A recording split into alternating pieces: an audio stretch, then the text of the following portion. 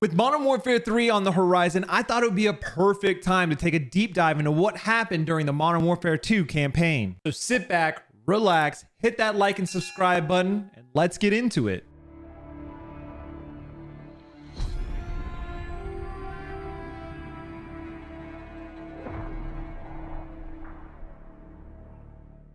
The campaign begins in our beloved Warzone 2 map El Mazrah, with Lieutenant Simon Riley, also known as Ghost, working his way through a canyon slowly and cautiously. Who knew that they were actually giving us a taste of the exciting Modern Warfare 2 movement so early on? As he works his way towards the end of the canyon, the area opens up to a desert where he locates the Quad Force, a special operations branch of Iran's Islamic Revolutionary Guard Corps commanded by General Ghabrani, making an arms deal with the Russians. Once the dust settles enough, Ghost is able to confirm that General Ghabrani is at the meeting. This causes a ballistic missile to launch from a modified truck controlled by Commander Philip Graves. The missile is guided through a canyon and hits its target, creating the first TPK in El Mazrah. Which brings us to Modern Warfare 2's second mission.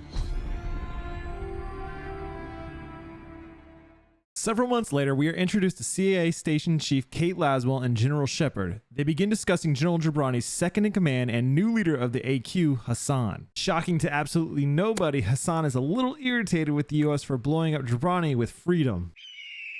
This makes him a huge international threat because he's supplying terrorist organizations with funding and more. Lucky for Laswell and Shepard, he has been located in Al Mazrah. They assigned Ghost Sergeant John McTavish, aka Soap, and a handful of Marines with the task of capturing him. After a hard-fought battle, they don't find him, but instead find an American ballistic missile in Iranian possession because only the American government could misplace $15 million. Laswell is able to pick up on a lead in Amsterdam where there is an Iranian smuggling network. Task Force 141's Captain Price and Sergeant Kyle Garrick, aka Gaz, are already in country, so Laswell leaves to join up and find out how Hassan is getting his hands on these American missiles. We pick up in Amsterdam with Captain Price and Gaz in the canals watching the movement of Al-Qatala boat. Stealthily, they board the barge, learning that Hassan's group, the AQ, are meeting the Mexican cartel at Cafe Garage. Ah yes, the last place you'd expect a terrorist organization and the Mexican cartel to do business. A touristy European cafe. Here we see Captain Price playing Super Spy by trading out his iconic hat for a beanie and listening in on the cartel and an AQ member discuss a transaction. The AQ are paying the cartel for something, and it isn't that white Christmas snow. This is when Laswell and Gaz start to make their move, taking out cartel guards with a non-lethal chemical. They're able to capture a cartel member and figure out that the transaction is a payment for the smuggling of one human into Mexico, Major Hassan Ziani himself. Laswell makes contact with Colonel Alejandro Vargas of the Mexican Special Forces and tells him that the Mexican cartel is smuggling an Iranian terrorist, Hassan, over the border and tasks him with stopping them before they do. He fails, naturally, and breaks international law to chase after him. Some local law enforcement stop Colonel Vargas and proceed to get blown away by the cartel. In the process, Hassan is able to escape. However, they do learn of a ship crossing the Atlantic to deliver something. Laswell is able to figure out that Hassan was taken back into cartel protection in Las Almas and confirms that Hassan is moving something sizable towards the US. Oh, I wonder what that could be. Laswell and General Shepard need to capture Hassan, and it needs to happen now. Mexican Special Forces Colonel Vargas, along with his unit Las Vaqueras, participate in a joint operation with Ghost, Soap, and Shadow Company, a PMC under direct command of Shepard, led by its CEO Philip Graves, to capture Hassan. A small army to capture one man in a foreign sovereign country. What could possibly go wrong?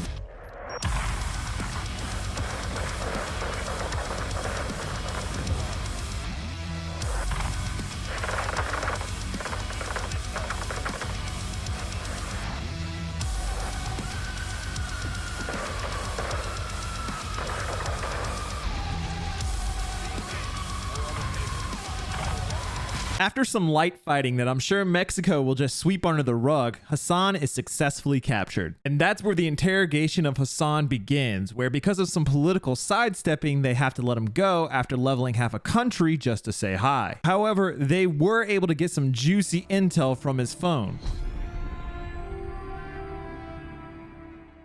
Data hacked from Hassan's phone leads Price, Laswell, and Gaz to Cape Villain, a rock-bound peninsula on the west coast of Galicia, Spain. Hassan was communicating with someone from here when Task Force 141 caught him. The signal was tracked to a hatchery that the cartel are using as a smuggling front, an easy place to move illegal cargo, which I guess includes $15 million US-made ballistic missiles. So naturally, Price and Gaz go missile hunting. Through an extremely detailed investigation by Gaz, he is able to discover an underground network of tunnels under the lighthouse. A smuggling submarine is found, but no sign of any cargo container-sized missiles. And to add to their disappointment, Laswell is captured by the terrorist group AQ despite Price telling her over and over that sitting out in a boat by yourself next to a cartel stronghold was stupid.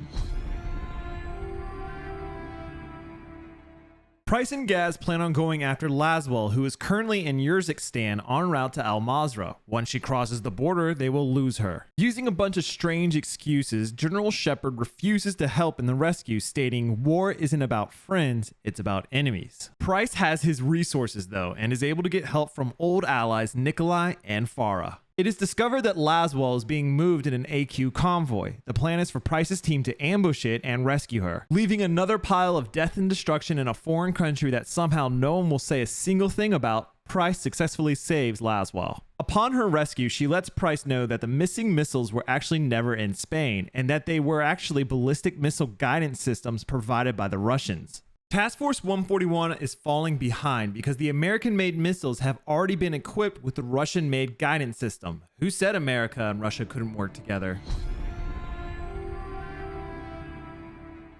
Running out of options, Task Force 141 needs to locate and talk to the only person left that would know where these missiles are, El Sin Nombre, the leader of the Los Alamos cartel. To do this, they will infiltrate a meeting being held by one of the cartel's lieutenants. Turns out they're meeting because someone blew up half their city during a little mission to capture Hassan.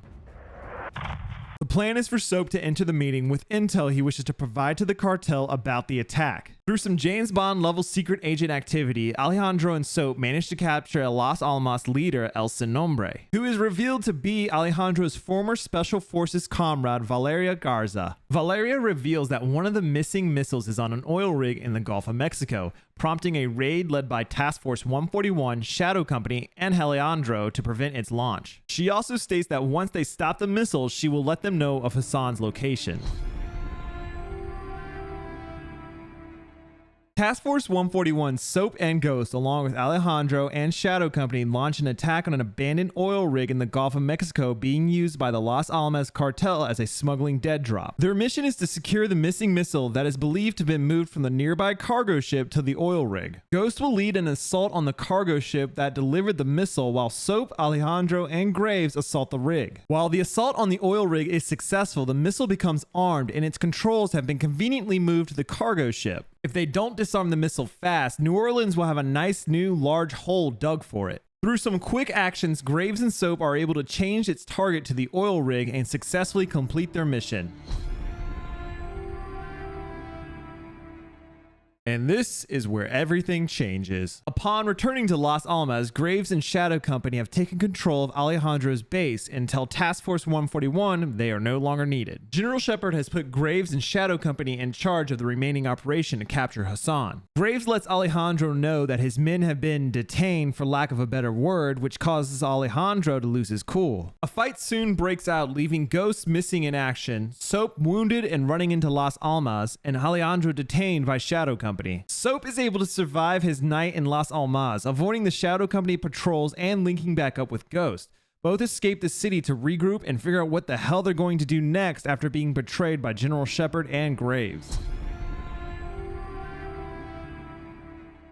Alejandro had given Ghost the location of a safe house, so he and Soap headed there. They meet up with Rodolfo, Los Vaqueros' second in command, at the safe house and start to devise a plan on how they're going to rescue everyone that was taken by Shadow Company. Rodolfo lets Ghost and Soap know that Alejandro and the remaining Los Vaqueros are being held at a Shadow Company black site prison in a remote area outside Las Almas. They arm up with a huge weapons cache that Alejandro had somehow hidden in a small barn and begin their mission to break everyone out of prison. The team sneaks in and and plants C4 charges in key areas to create a diversion and cripple the Shadow Company's response time. Soap, Ghost, and Rodolfo are successful in releasing Alejandro and Los Vaqueros from their cells. During their escape, Captain Price and Gaz show up to assist in getting them out safely. Soap tells Price how Graves and General Shepard betrayed them. Price says he knows, and him and Laswell know why.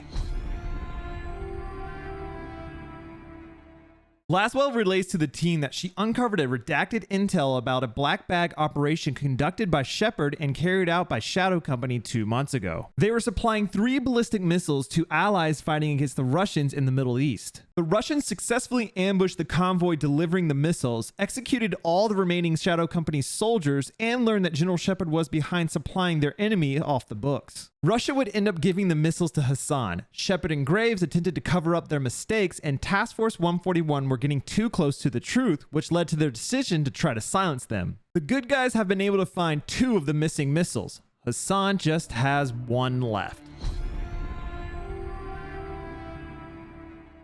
After finding out the truth, Captain Price confronts General Shepard about the remaining missiles and the betrayal from Shadow Company's forces. The two then both get into a brief argument. Shepard reveals his true nature, telling Price that Philip Graves is a dog with a bone and suggests to Price to not go after him. Price then threatens the general and ends the call. By the way, I love how the dialogue for Shepard's coloring goes from blue for friendly, yellow for cautious, and red for hostile. It's the little things, man. Price then gathers all other members of Task Force 141 and Los Vaqueros, where he announces his plan to take back Los Vaqueros' headquarters, secure Valeria, and kill Commander Graves. He then states that this fight is against their own and that they are no longer 141 or Los Vaqueros. Instead, he reaffirms that they are a new team, Ghost Team. Team 1, consisting of Price, Gaz, Alejandro, and a pilot, sneak in and secure a helo. They blow open the main gate, so Team 2, consisting of Ghost, Soap, Rudy, and the Los Vaqueros, are able to enter and take out Graves, while Team 1 secures Valeria. Valeria, holding the final card, gives up Hassan and the last missile. They are both in Chicago, and Hassan is held up in a building owned by a shell company of the Los Alamos cartel. Having learned the location of the last missile, Task Force 141 and the U.S. Marines launch an assault against a building occupied by Hassan and the AQ in downtown Chicago. Price and Gaz repel the building and eliminate AQ soldiers from the windows, saving several hostages. Once inside the building, they are rejoined by Soap and the Marines as Hassan and his men try to escape. There's one small problem though. The missile has launched and is heading towards DC. With Price hurt and Gaz tending his injuries, Soap rushes towards the empty floor where Hassan fled.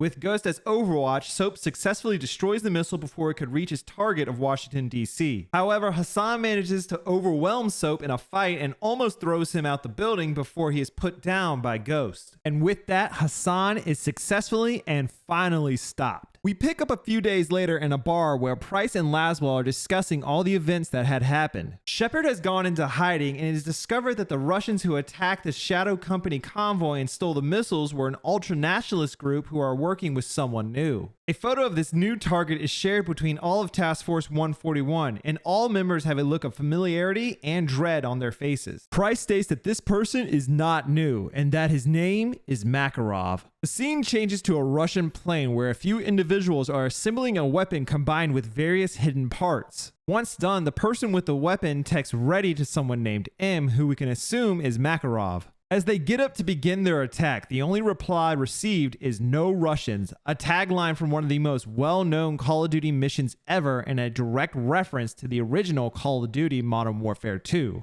which leads directly into the next game, Modern Warfare 3. I hope you guys enjoyed this video. I love making content like this and going over these campaigns because they've meant a lot to me over the years. Next up is Modern Warfare 3, and I plan on getting that video out once the campaign is complete. If you haven't already, drop a like, leave a comment, hit that subscribe button, and I'll see you during the next one.